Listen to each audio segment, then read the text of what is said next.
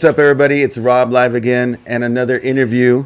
I believe we're now on episode 7 or 8. I'll have to check that out, but I'm really excited again. We're with One Take Films, which I usually screw up, but I say it right this time. Right, Alexis? I said it right? And I'm really excited for today's guest because I have somebody that I've known, I want to say at least, 8 years now, 8 or 9 years. One of my closest friends here in Lemoore, Mr. Ivan Legarreta. Good to be here, Rob. Thank you. Yes. So we've been talking about this for a while, huh? Yeah. That we're going to do this. If you guys notice, we got the gear on today. We got the O, right? Got to respect the O, the Outlaws. We're going to talk about the Outlaws. Ivan has been doing this for so long. We have like 7 uniforms now. You got the black uniform. You got the gray. You got the blue. You got the red. You got the blue and red. We have a white. Is there a white uniform? We had a white, yes. And we had pink for cancer. Pink, yes. I mean, there's like 7, 8 uniforms now. Yeah. So we're going to talk about that today. But let's start from the beginning. Let's talk about how we met. So if you recall, we were both playing Lemoore Little League. Mm-hmm. And our kids, Gage, which is his grandson, was probably about 6 or 7 years old. Right. My sons, Jaden and Panda. Panda was about 7. And Jaden was 8. And so I coached them the first couple of years, right? Shout out Little League White Sox. And we were the White Sox for many years. Everybody was like, why'd you pick the White Sox? I'm like, well, we're in California. So whenever you're in California and you pick a team for Little League, the Dodgers and the Giants go first, right? Because the California teams. Yeah. And then the Yankees go and a couple other teams. And so I was like, well, nobody picked the White Sox, so I'll take them. So anyway, that's why I ended up with White Sox. I coached them for a couple of years. And then Panda is a little bit younger, so he has to be on a separate team now. And we're like, well, who's he going to go with? Well, he had been playing against this team for about a year or two that had a father, a son, and a daughter were all the coaches. Yeah. And that team's called the Yankees, right? And so we would play against them in Little League. And back then, Little League, when you're like that age, the coach pitches. And so I even had a son named Bo. Shout out to Bo. Mr. Legarreta, now a teacher. Very proud of you, Bo. Yeah. Bo would pitch, and so he'd get on one knee. Bo's about 6'2". Yeah. And he'd get on one knee, and he'd pitch to the Yankees. And the Yankees always did well. But one thing I noticed about you guys as coaches is you were always kept it positive, right? I was kind of that coach who had to go in the dugout and keep quiet for a little while because I'd lose it. Come on, boys, right? Yeah. But you guys were always cool and positive, win or lose, and you guys did well. And so that next year, I remember talking to you, say, Ivan, Panda can't play with me this year because we're moving up and he's too young. I would love for him to play on your team. Yeah. And you said, no, we'll take him. And so I ended up being your assistant coach that year while I coached my own team. And we went undefeated. Do you remember that? Right. What, 24-0? Yeah, and Panda was one of our key pitchers, and he really blossomed as a player. I think there's something to be said about allowing someone else to coach your son once in a while instead of being his coach all the time. There's a different type of pressure when you're dad, Right. So anyway, that's how we met, and the relationship blossomed from there. Yeah. But now let's take it back to the beginning. Let's talk about how you came into this world. Where were you born and when? Oh, I was born in Hanford.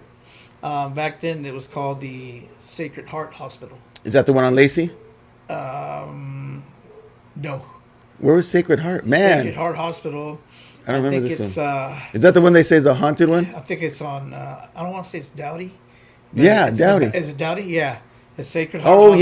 Yes. Yes. They're now a clinic. Yes. Right? I was born there back in 1966. 1966. Mm-hmm. So you come into this world in Hanford, and where was the first place you lived? What I can remember as a childhood was back in Mendota. Back in Mendota, yes. Back then we lived in a ranch. My dad worked for VDL Ranch back then. So was he was in agriculture? My dad always worked on heavy equipment. He drove the heavy equipment. My dad and mom, they married young. I think my dad was maybe 18. My mom was 17. Mm-hmm. They had 3 kids right off the bat. So were you the oldest? I was the oldest. The oldest of 3? Yeah. It was all boys or? Me, my sister, and then my little brother. Okay. So what was ranch life like, living on the ranch? Well, there was only like maybe 6, 7 houses on this little ranch. And I think I was telling you. Did you have like farm chores? Like, The, You know what, man? the eggs, I just remember milking cows. riding bikes down the fields, dirt roads, riding bikes. Country life. That was it, man. Country life. Do you feel like you had a good childhood there? You know, I had a good childhood, man. I can't complain. You know, my parents always kept us bathed, kept us with clothes, good clothes. That's all you can and, ask for. Yeah, and we had a great child upbringing. My dad though worked a lot. He worked a lot, so I remember him leaving early in the morning, coming back when the sun was going down. And you guys didn't have to entertain yourselves most of the time, right? Yeah, we did. We played with the kids there at the ranch. There's no internet. No internet, nothing like that. No Atari. Do you guys have Atari and Nintendo? No Atari or nothing like that. You know, we just went out and played sports outside, whether it be soccer, baseball, and I think that's where I got my love for baseball, because a lot of the older kids was out playing baseball. Yeah. You know, my parents didn't put me in sports. I didn't play Little League. I didn't play Babe Ruth. I didn't play sports. So your first organized experience with sports wasn't until high school. It wasn't until high school when I Wow. tried for the high school baseball team. Okay. Yeah. So that was child. So school. Where'd you start with school? Mendota. Went to Mendota school out there. Was that like a kindergarten through eighth? Elementary. I went there from kindergarten till, I want to say till like the 4th grade. Then we moved to another little town called Oraloma. Oraloma. Where's Yeah, it's Oraloma? out by the I-5. I take pride in knowing most of these Central Yeah. Valley towns. I don't know this one. I can't even remember. It's been so far, so long ago. Out past, it's probably like going towards, what is it, Fireball? Yeah. Yeah. Okay. Yeah. Fireball. Yeah. Mendota. Fireball. Yeah. Actually, Oraloma. actually, yeah. And how long were you there? We were there for maybe a year. Yeah, and then we moved to what was it, Kilman City. Kettleman. Well, actually, Lost Hills. Oh yeah. No, Lost Hill Yeah. with the pistachio farm. Yeah, Right? we lived at Lost Hills. Was your dad working is- for Wonder? What are they called? Wonderful. Wonderful I pistachio. don't remember the name of the Yeah. company he worked for, but I do remember, like you said, pistachio. There was a lot of pistachio orchards where we lived. Okay. You know, we used Another to- ranch. Another ranch, and we used to ride our motorcycles through the orchard. Oh, wow. You know, I mean, that was our fun back then. We were just riding bikes through the orchards. Country You know, life. that's what we did, man. And like I was telling you, man, I played a lot of times. I played ball with the older boys. So your first experience with baseball was with older guys. You said they were like in their 20s, maybe? Yeah, and I was like maybe 10, 11, 12, maybe. So here comes this little guy, and he's like, "Hey, I want to play with you Yeah, guys." but they let me play. They let me play with them. Did they? And- Did they take it easy on you? No, they didn't take it easy because then they'd be holding them up. They just went hard. So they played like I was like their age. And I'll tell you what, by the time I got to high school and tried out for the high school team, I was just as good as those other guys because I played with those guys. Dang. You know, that's how, and I made the team. And when you played with the big boys, Mm-hmm. where'd they put? What position wise? Where would they put you? It's funny that you said it because there was only like maybe 4 guys against 4 guys, and I was always in the outfield. So you had So to when I cover got- a lot of ground. So when I got to high school, that's my position. I played the outfield. You know, I played left field, center field. You know. Wow. Okay. Yeah. And I remember you telling me that when you first tried out for the high school team. Yeah. Okay. For those who don't know how it works in high school, a lot of coaches already know who's coming in. They follow Little League. They follow the local Babe Babe Ruth. Ruth, So they yeah. kind of know the players who are coming into Yeah. them. Nobody knew Ivan. Ivan came out of nowhere. Nowhere, He yeah. came out of a pistachio ranch. And what was that tryout like? It was funny, like you said, because I can remember all the kids. Coach Clement at the time, he was the varsity coach. Bob Clement. Bob Clement. Oh, shout out to the legend Bob Clement. He Yeah. actually had the baseball field named after him. Anyone from Lemoore or Kings County would know this. Yeah.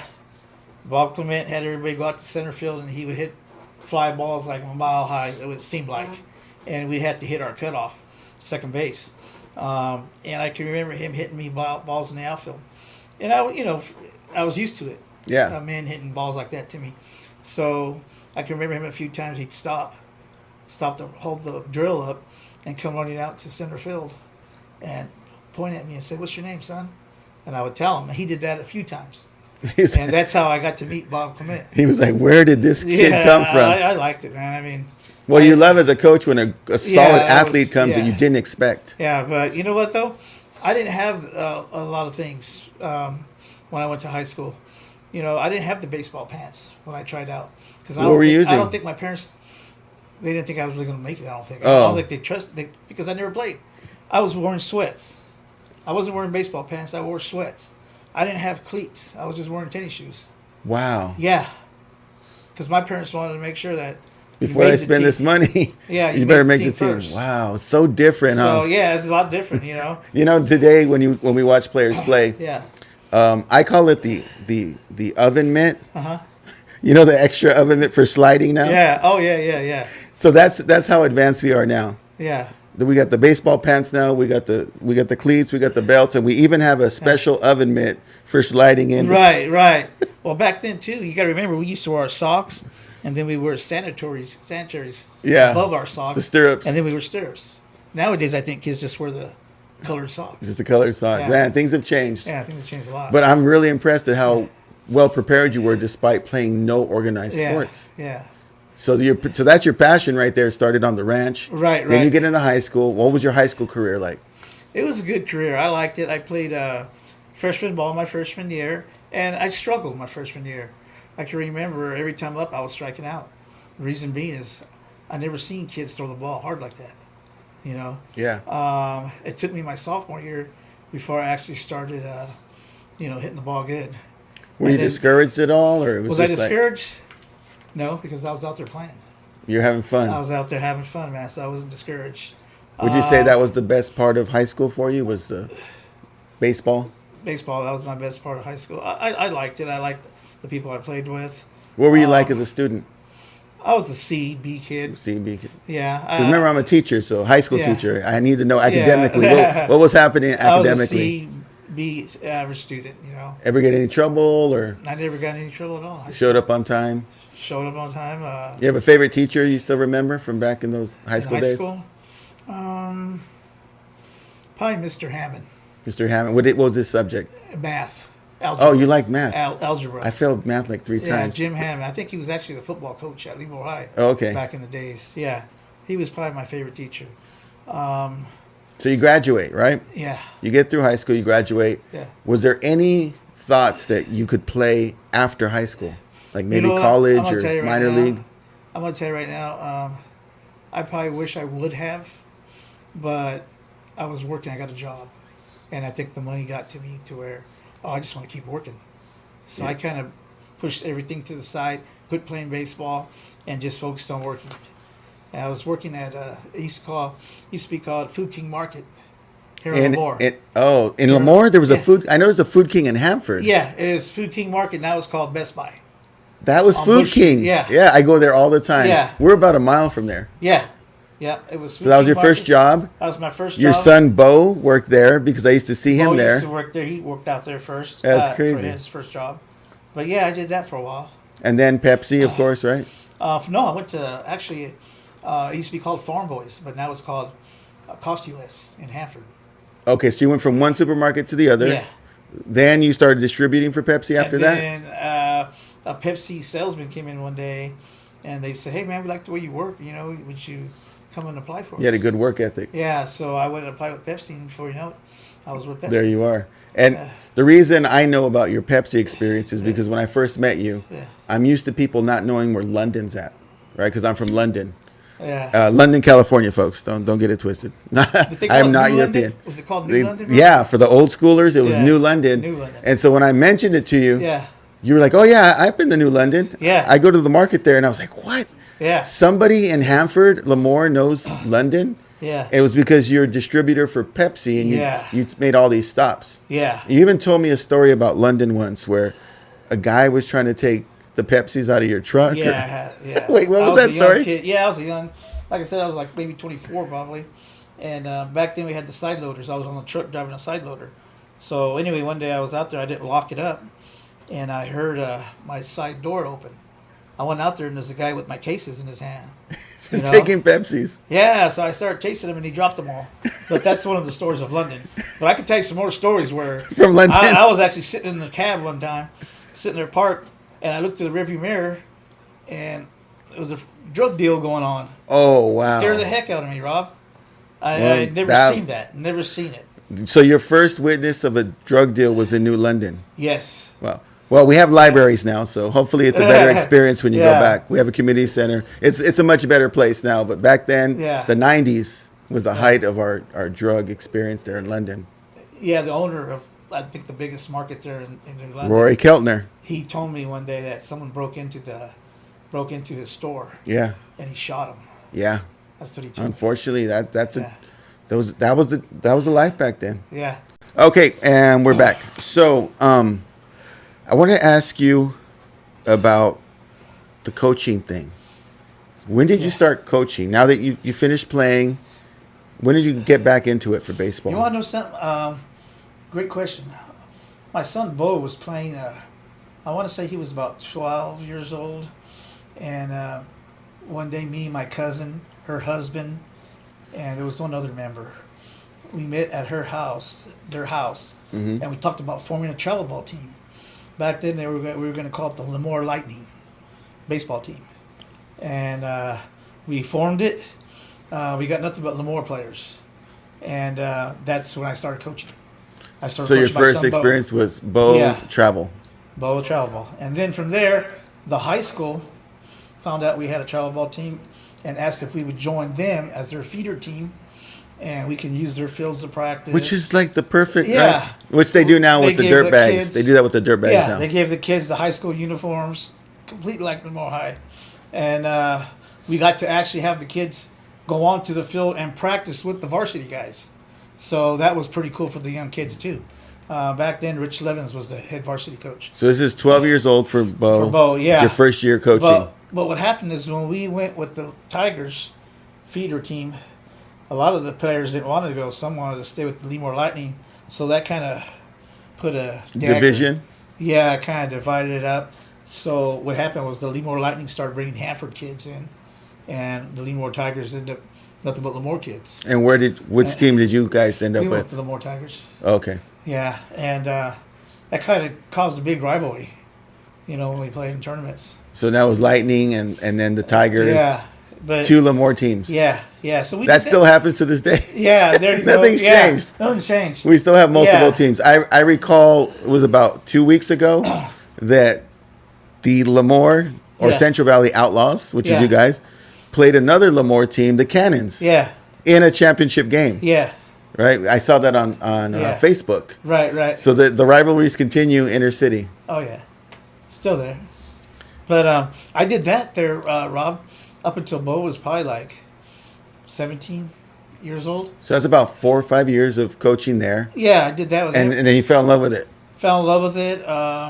Did you take a break after Bo? No, because then we started coaching Gage. So that's when Gage started coming up. So Gage is your grandson. Yeah. And he was probably about 8 or 9 when you 7, maybe? We got him involved in T-ball when he was like 4 years old. Oh, okay. And you were the coach. We just followed him up until Grandpa was the coach. Right now, we're still doing it at 14. That's crazy. So I've been with Gage for over 10 years. Oh my God. Travel ball, and he's never going to forget that. Those are like memories that you, right? No, he won't forget that. So then you have Gage, you're doing Little League, and then I remember you having a conversation with me, say, hey, I want to do something a little more challenging for some of the boys who want to take it to the next level. Right. I said, what do you have in mind? You said, I'm thinking about putting together a team. Prior to that, I had spoken to another guy from Lemoore named Jose. Yeah. Jose had a team, and then you guys kind of joined for a while. The Storm. Yeah. So your first travel experience with Gage was with the Storm. With the Storm, we coached this younger team. And that was about what, 1 or 2 years there? Nope, 1 year. That was it. It was one and done. One and done. Yeah. And then after that, you start your own thing. Then we got our own right there the next year. Outlaws. How'd you come up with the name? My grandfather, when I was a young kid at 11, 12 years old, he was telling me about a softball team that used to have a family, and they were called the Paramo Outlaws. And I remember that outlaw name. I really liked it. It was a cool name. So when it was my opportunity to coach a travel ball team, that was a no-brainer. I was going to call them the Outlaws. Isn't it crazy that you can have a thought in your brain and then make it real? Yeah. I'm wearing an O on this hat, and I have it across my chest because you manifested that. Yeah. I love that idea of something that's abstract and just a thought becomes real. Yeah. And now there's just a whole culture, the Outlaws. When you talk about the Outlaws, everybody knows, oh, okay, that's Ivan's team. Right. So we started when the boys were 9, Gage was 9, Panda was 10, and we go to our first tournament. Remember, we're excited? When we first started out. And it was a Hanford tournament, at Sierra Pacific. It was rough. In that first game, It was rough, we yeah. played a team called the Crush. Bakersfield Quakes. Yeah, Bakersfield Quakes. Yeah. And they'd been together for a while, these guys, you could Yeah. tell. And I remember we were in the first inning just trying to get 3 outs. Yeah. And we're down about 20-0. Yeah. And I remember Panda was on the mound and he's breaking down and we're just like struggling. Yeah. And after about 2 innings, they called that game. Yeah. And I remember driving home, and I'm like, "Wow, this is a whole rough. different. That was It's a rough. it's a different ball game. It's rough." Yeah, but you got to remember too, Rob. When we first started this team, a lot of Gage was up young.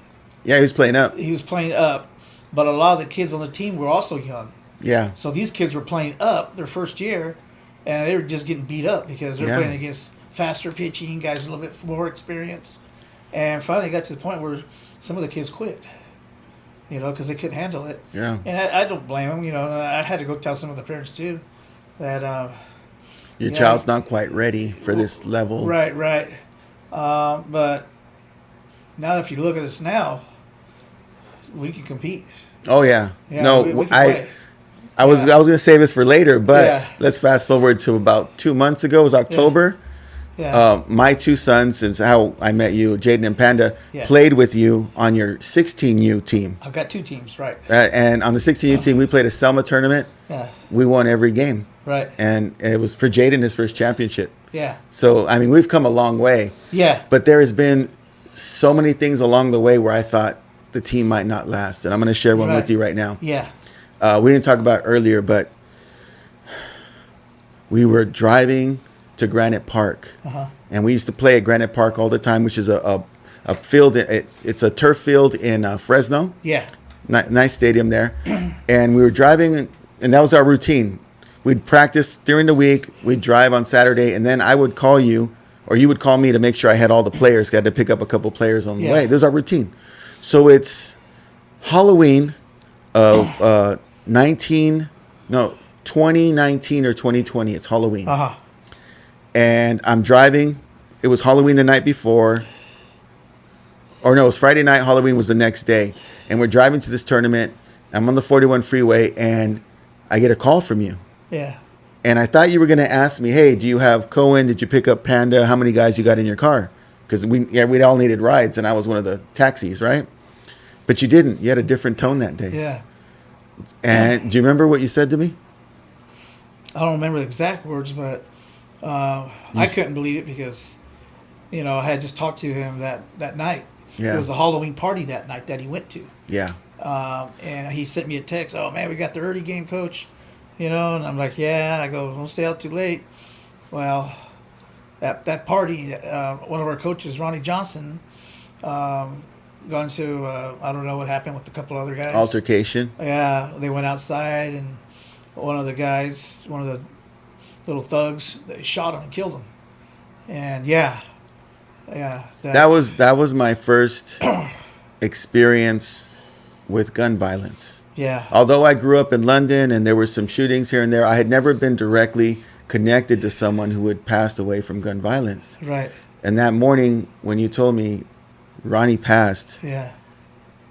it was shocking because we had practiced that night before. That Friday night we practiced. Yeah. I talked to Ronnie. He was a very easygoing figure. I think he would take away a lot of the pressure from what we were doing because he would remind the kids that it was a game, and he had a real relaxed tone. Yeah. Right. And I always said that Ronnie reminded me of one of the turtles from Finding Nemo. Hey, bud. Oh, yeah. What's going on, bud? Right. It He seemed called like he everybody was always bud. smiling. Yeah. Smiling, And so man. he put our team at ease, and Yeah, and he Ronnie was first base coach. There was Yeah. Ronnie all the time, or he'd do Yeah. third base as well. And Ronnie he was was- with you from day one. He was with us from day With one. his son. He took it serious. Yeah. And he was everybody loved him, man. I mean, the guy Yeah, we gave all his heart loved and him. soul to the team. So Yeah. when Ronnie passed, you told me I'm driving to the game and I'm in shock. Yeah. The speakerphone is on because I'm driving, so I have the car Yeah. speaker. The boys in the back are asking me, Coach, what did Coach Ivan say? Yeah. Did he say Ronnie passed away? And I said, guys, let's wait till we get to the field. Yeah. We get to the field. We talk to the players. we have a moment of silence. And obviously, Ronnie's son, who's on our team, isn't there. The wife who was there with him, she wasn't there. The kids weren't there. But something happened during the second game that really gave me some perspective on the value that a sport like baseball can bring. And they showed up Yeah, they did. to play in the second game. Yeah, they showed up. Now, we got to put this in perspective. Ronnie's wife was next to him when he passed. So she saw him pass away. Yeah. She witnessed everything happening. And less than 5 hours later, Yeah. she brings her kids, and Ronnie Jr., he plays in the game. Right. I remember he walked in the dugout. We were all in disbelief, and we all gave him a tight hug. Yeah. He teared up. We all teared up. And in that moment, I didn't understand it. But as I reflect now, I realize that what his wife and those kids needed in that moment, they needed some normalcy. Yeah. They needed their team. And it was like therapy for them to show up and be there for that game, even though their father and husband had passed literally hours before. Right. Instead of holding up at home and dwelling in that negative experience, they sought comfort in the thing that was most familiar to them, and that was baseball. And in that moment, Ivan, to me, it wasn't a game or a sport anymore. It was a way of life that allows us to cope with the hardships that life throws at us. Yep. Because on the baseball field, it's just fun. Yeah. And I didn't understand it to that moment. I remember later we go to Ronnie's funeral like a week later. All the players showed up, and we're all wearing our jerseys and our hats. I think I even spoke a little bit on it. But for our players to have a coach that they saw daily leave their lives, I thought for a moment that maybe the team wouldn't be able to move on. But what did we do? We got a memorial patch. Yeah. I don't know if I have it on this jersey. Yeah. All the kids have on their Or uniforms. it's on every uniform that you now make. The initials RJ. RJ, which is for Ronnie Johnson. Yeah. And the team moved on. But I felt way closer to everybody after that. Yeah. Didn't you? Didn't it feel different? I mean, obviously. More like a family atmosphere. Yeah. Yeah, there was a tightness that came about everybody. I mean, up until this day, I mean, we still talk about him. Oh, yeah. Bo was, he still talks about Ronnie, and I still have my phone that I have texts of that night that he texted me. Man, Ivan, he goes, I got to get up early. We got to get up early. And we were talking that last conversation before that happened, probably hours before he was murdered. Yeah. Never forget him, man. He's a good guy. Great guy. Never. And yet, the team moved on. It was almost like we had to keep going. Yeah. For Ronnie, because knowing him, he would have been like, "Hey, bud, keep going. Yep. Keep playing. Yep.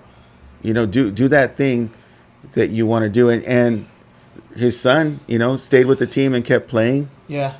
Little Ronnie, and I think we all kind of looked after him a little bit differently after that, knowing that he'd lost his father. So then we go on. We have a couple more seasons.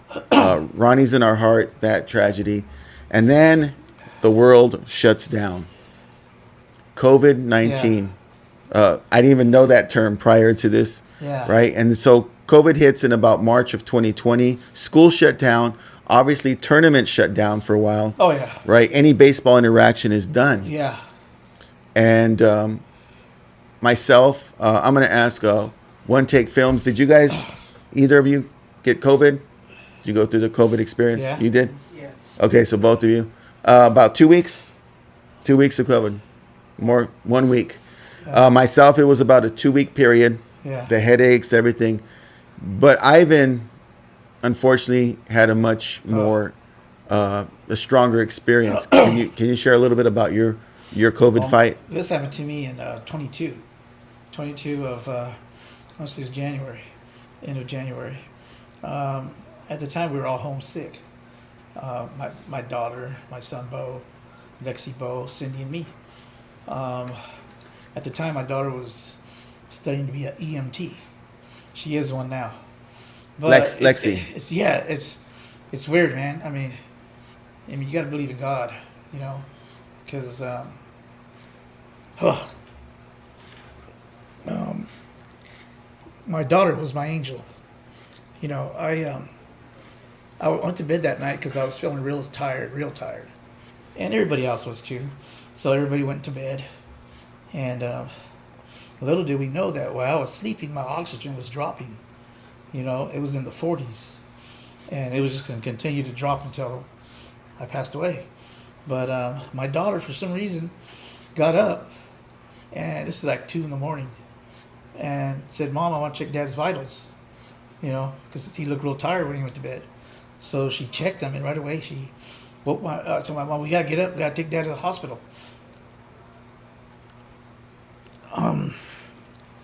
You know, his vitals are like way out of whack. So I couldn't get up. My son, they called my son out of the room. He picked me up.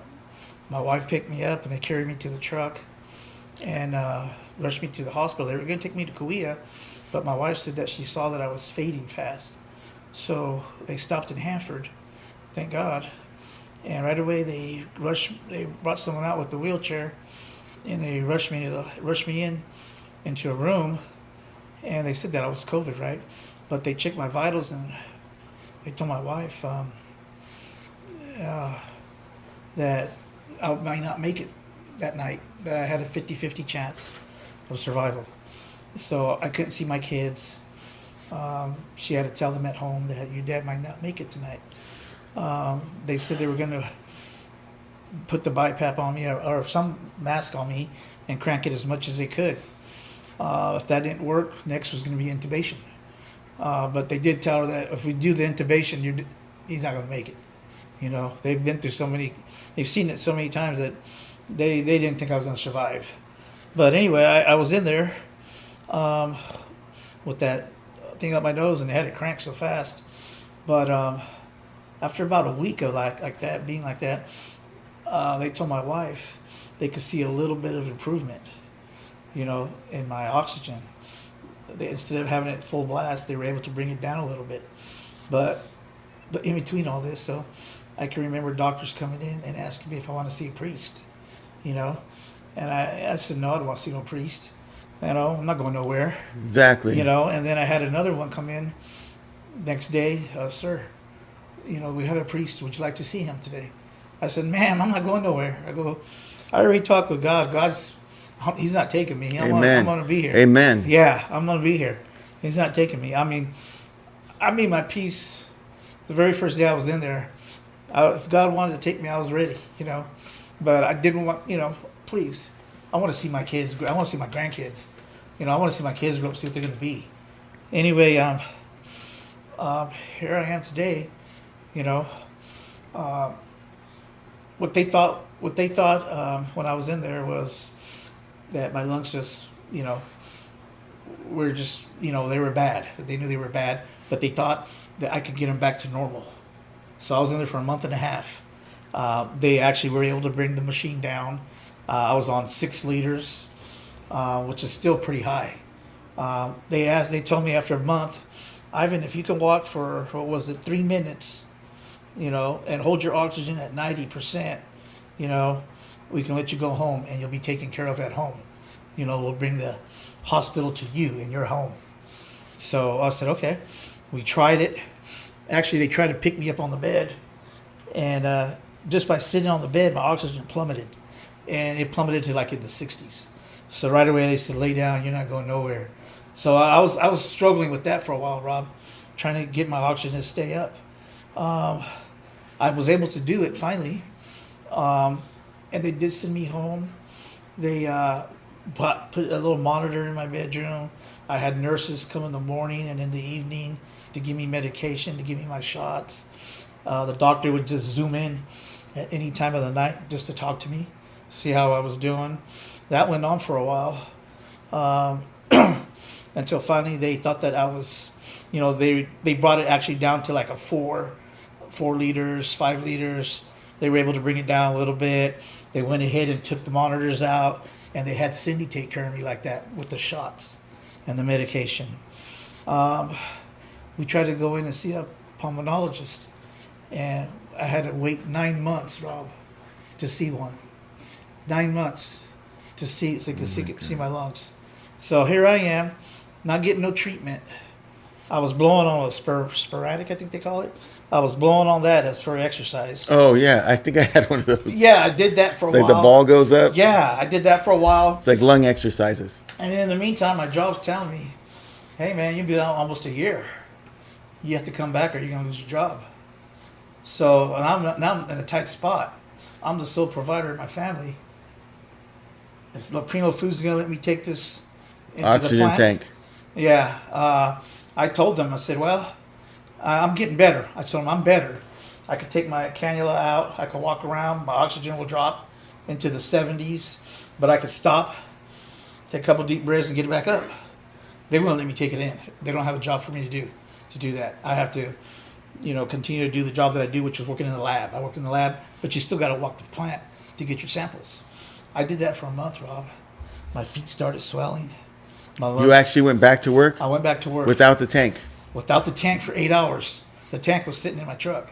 So for 8 hours, I was working, grabbing samples, because I was feeling a little bit better. Yeah. But my oxygen would drop, but I can get it back up on my own, just sitting there breathing right. And this is Leprino. Yeah. Anyway, what happened was my feet started to swell, and I started getting fluid in my lungs again. So I went back to the doctor. I went back for a month. I went back to the doctor, and they said I was looking at congestive heart failure. If I kept working. I can't work anymore. They said, you're done. So then I had to go back to the Prinos and tell them, I'm done. I have to leave on medical leave. So they were able to do that for me. Let me leave on medical leave. So finally, when I got to see my pulmonologist, she put me through tests. I did a test to see what my lungs are right now. And right now they're at 50%.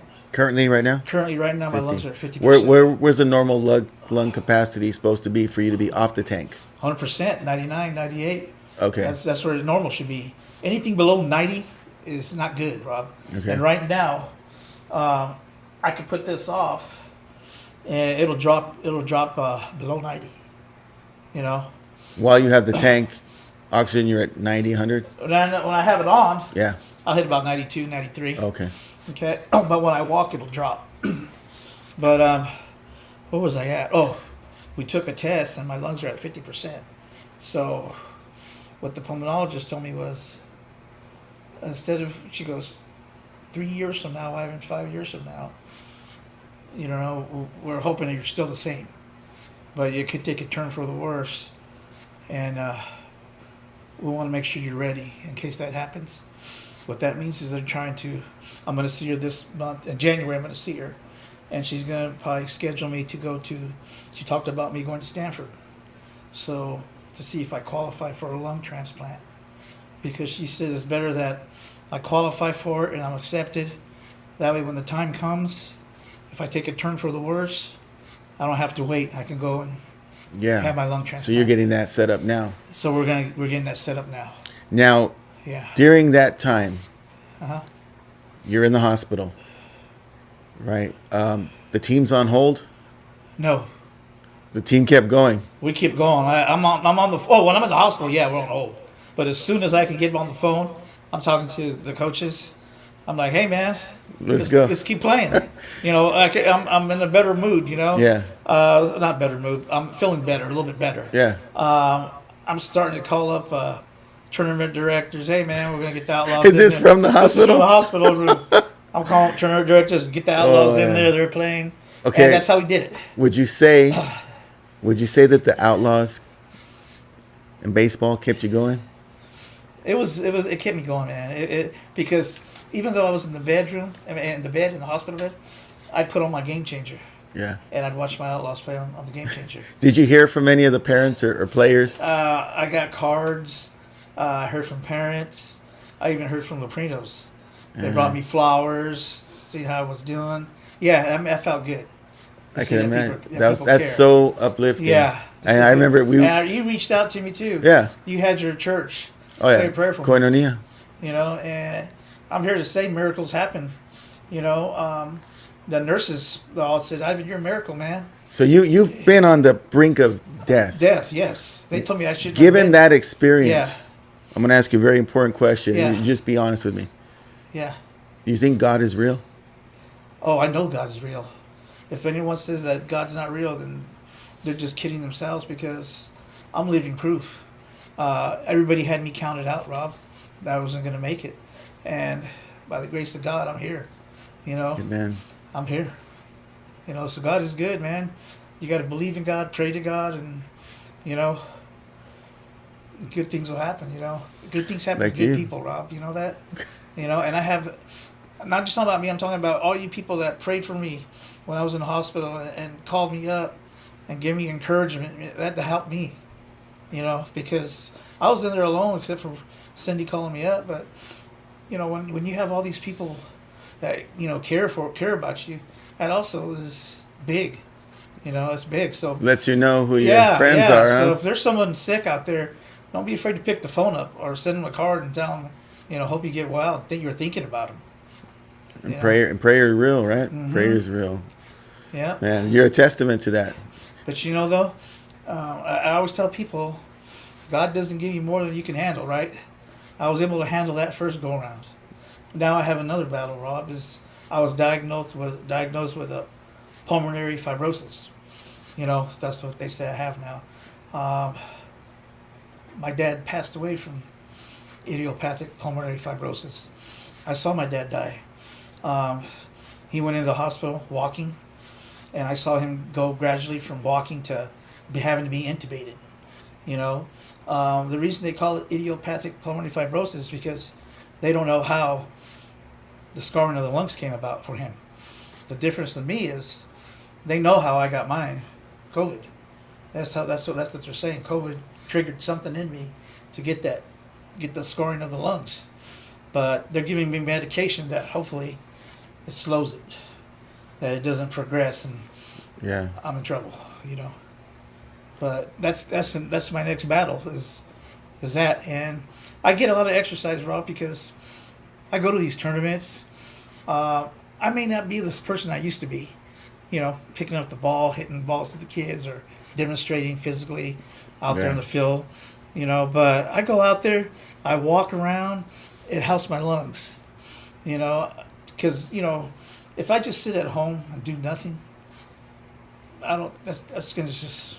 No, you're just I'm going to gonna wilt fade away. away quicker. Life You know? keeps going. You keep fighting. Yeah. So I want to talk about something that's really important. Obviously, God is a big role in your life. Uh-huh.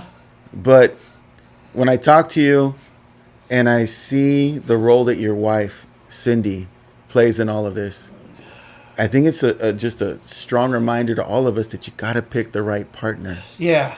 What would you say about Cindy and her role in all of this? Man, I tell you, if I didn't have her, I probably wouldn't be here.